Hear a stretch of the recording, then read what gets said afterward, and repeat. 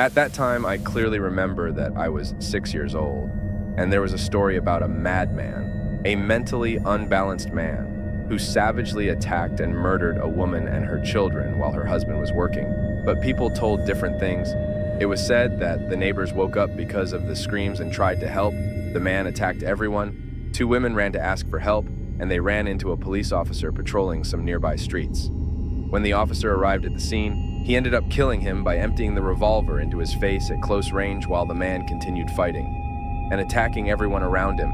A crazy man. This is how he was described by the neighbors who managed to see him. Years later, when I was about 12, I remember well the panic that swept through the inhabitants.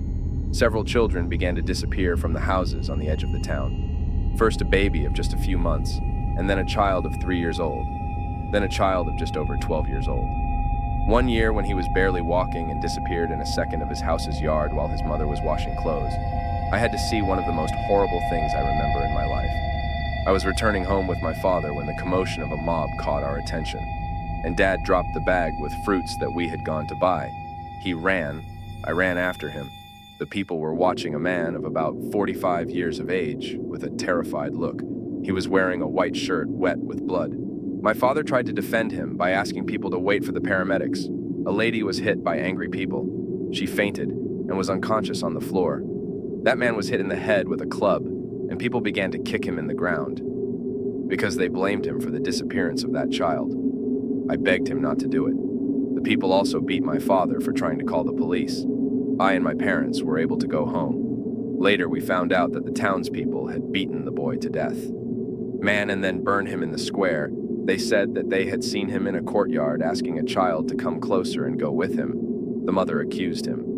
The neighbors came out armed with sticks and stones. The man told them that he was a salesman, and the police did not investigate much. The thefts by the children, the police continued searching, going into the forest.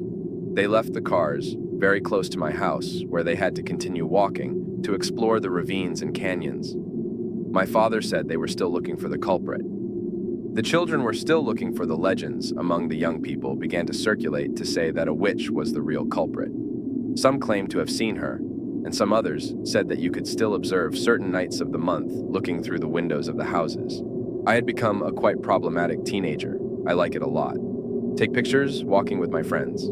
At that time, I left school, and we went from party to party, especially when a friend inherited an old truck that we used to drive even to neighboring towns. In one of these towns, we have an adult friend, a very good place to go and have fun. It was in the middle of the forest, far from everything. He didn't mention that he found a large cabin, and inside there were remains of a person eaten by insects, the roof without windows invaded by grass on all its walls. The three of us, accompanied by two friends, decided to go. We all really wanted to see this place at that age, and with beers over us, we were looking for adventures along a very narrow path. We arrived at a house half an hour from the town, about 3 kilometers. Over there is the house, my friend told me, pointing to the opposite side. Being halfway through the forest, we entered the house and began to walk through it. The girls, without hesitation, went up to the second floor while we got some beers.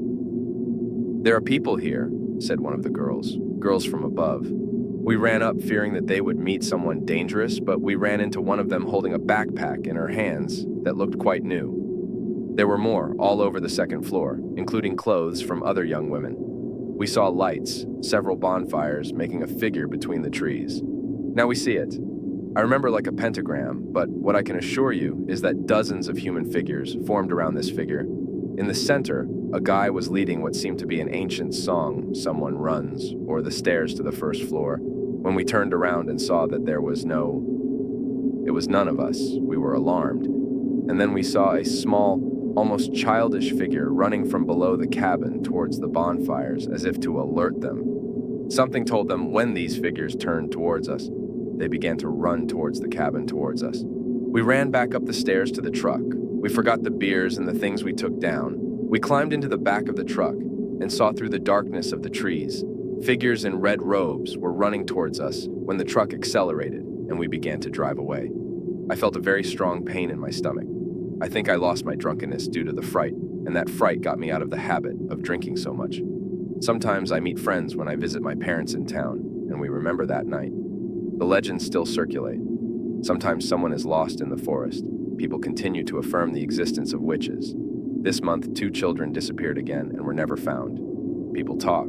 People believe. People still comment on what happened, and do not forget those who disappeared.